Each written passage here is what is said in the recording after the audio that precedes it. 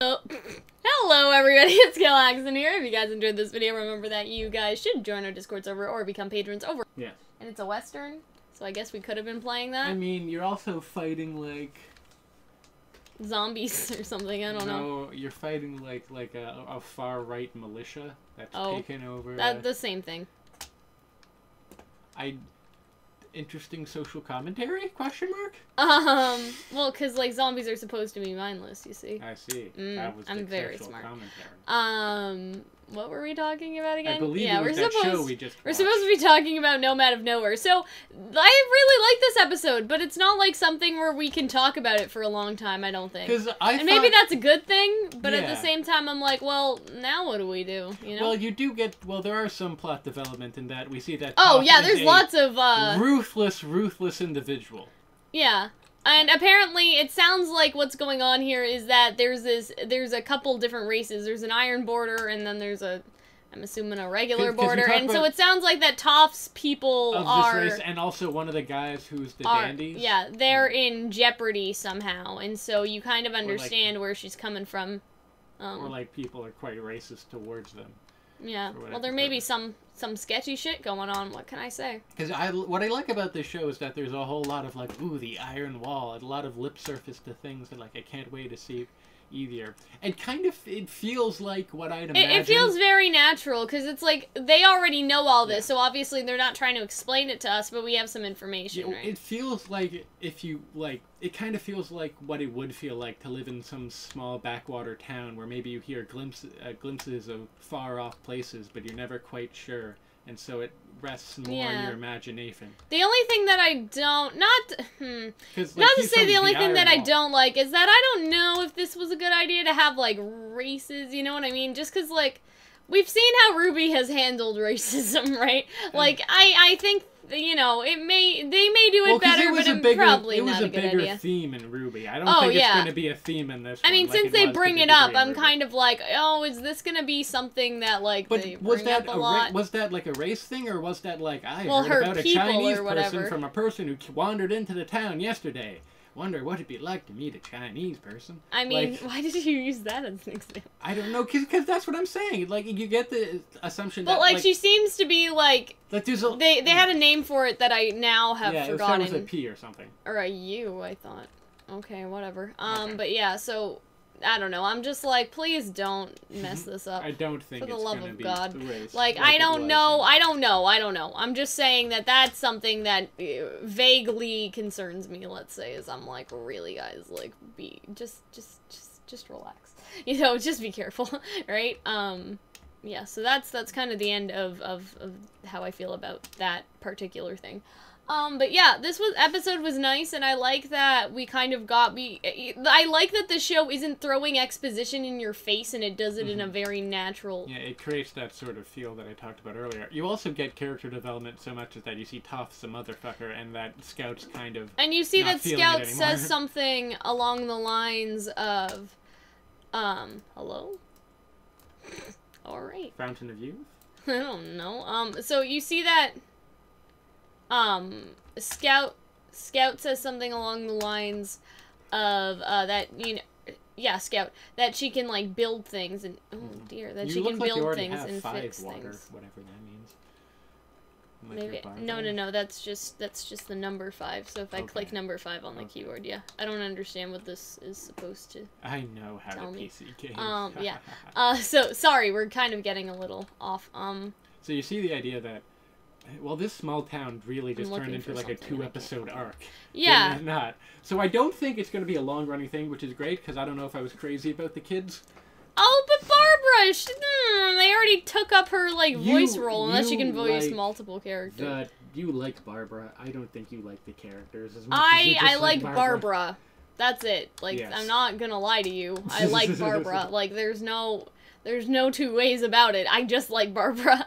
Like, I don't know, like, whatever. But yeah, so I like how they kind of did stay in the town some more. Like, I didn't think that they weren't going to, but, like, it's just nice that they, you know, that they went with that, so to speak.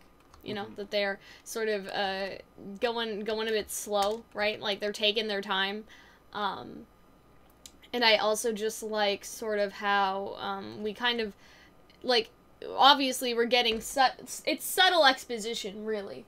And I don't like things when they're thrown in your face, haphazardly, per se. with little editing and little grace. Yeah, exactly. And I mean, like, I don't think that Ruby does this necessarily, but there are definitely other things that we watch. They did it in the not Hyrule Historia, that's Zelda, in the fucking little animated skits they used to do. Remnant, whatever? Oh, the Worlds of Remnant? World of Remnant, yeah. That's what it was called. You see, I'm smart. I remember things. Oh, well, I never doubted you. Why, thank you, Cal. You're welcome. But no, it's nice that it does wonderful for the world building. See a lot of character building that, you know, life is very rough and tumble in this world. Only the fit survive. You see Scout greatly disagrees with that. Maybe Scout might think like, but Nomad, with the magic, like, we can create a new world order where and then she turns into Kira Kira from Death Note, and then she's like, what if she gets the magic? Reigns, I will have an army of boys when I have my army of for boys. A hurricane. Because that's the thing, is that the Nomad never really seemed to, like, consider doing stuff to be bad. Just wants to be left right? alone. You know what I mean? Like, because he said kind of to the other guy, like, you know, what if you, like, intentionally tried to cause some trouble? And the Nomad never seemed to consider that passive. Exactly, you know? He's a very passive person. Which, when you think about that's Don pretty Paragon, interesting. you'd imagine that's probably what he wants to use that magic for.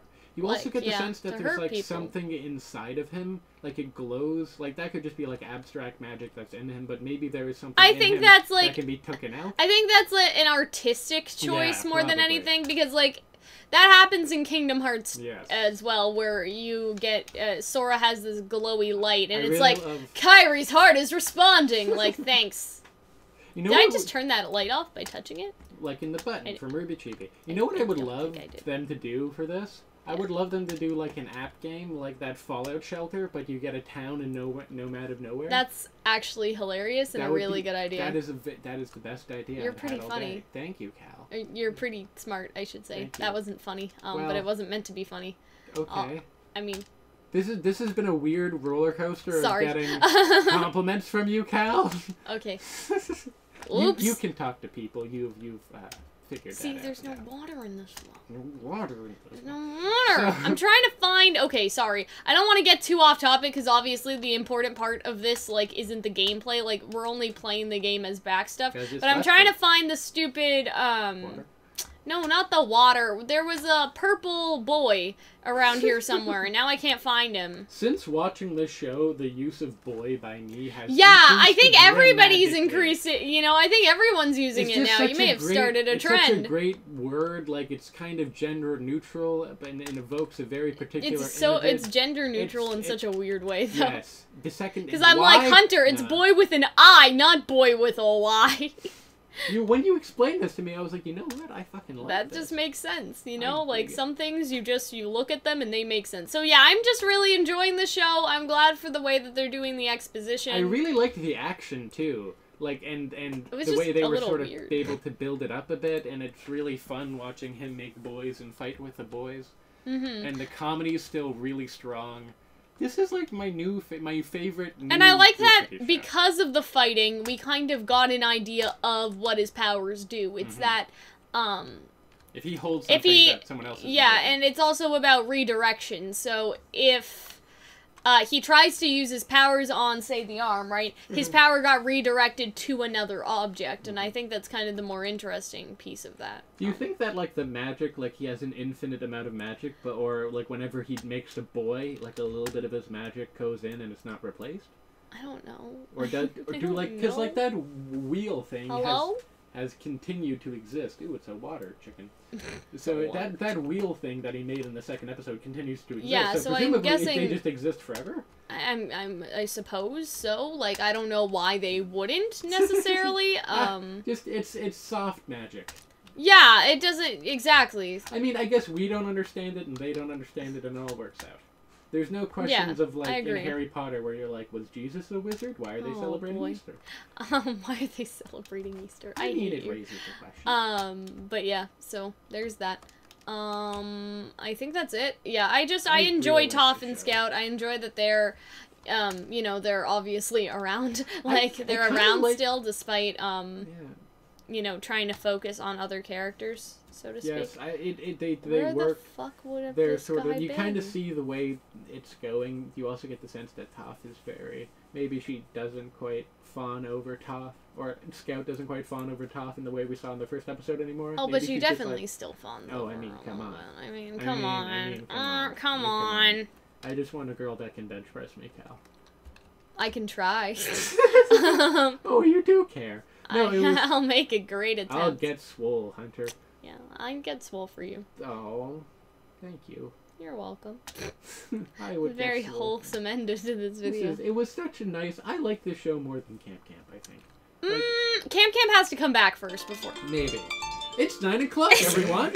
What a mess of a video, eh? Like, I just feel like this is trash, but I'm gonna upload it anyway because... Because, I mean, 1, our track record, 2. Yeah, exactly. It's the boys. I know. People have been waiting for this. They were like, are you gonna stop Nomad of Nowhere? And I'm like, guys, no. like, no, we're just No. behind. Maybe like, Citrus. just relax. Maybe Maybe we're Citrus. dropping Citrus. But... I will probably still watch the last episode. Oh, we're gonna watch it. I just don't want to do it right now. Yeah. Anyway, I'm Maybe pretty the English sure that's dub. it. That's kind of all I have to say. So we'll what watch about the you? last few episodes in the English dub. God, this show is so wonderful. I can also, you know what's great, Cal? Why? I can, like, easily cosplay as the Nomad of Nowhere. Why, though? I don't know. It's Because just you would really need cool. something... Okay, so here's what I imagine for a Yes. cosplay. So you would wear a black hood over your head. Yes. And then you would wear, like, a regular, like, hood that he has in his costume, if that makes sense.